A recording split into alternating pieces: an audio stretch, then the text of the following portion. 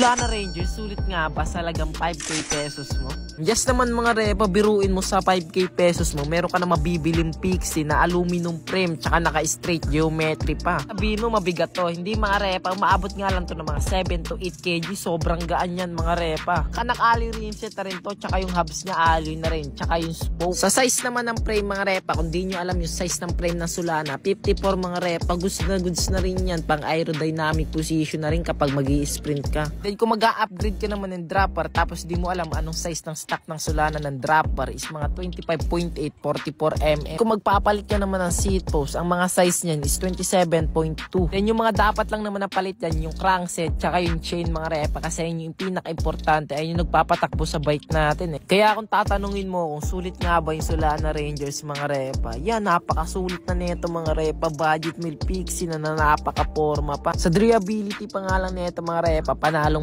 ka na. By the way mga repa, mag-iisang taon na pala to sa akin Pixie na to, 'di ba? Ang tibay nga lang. Gantong budget meal na Pixie lang pero tumatagal eh, no?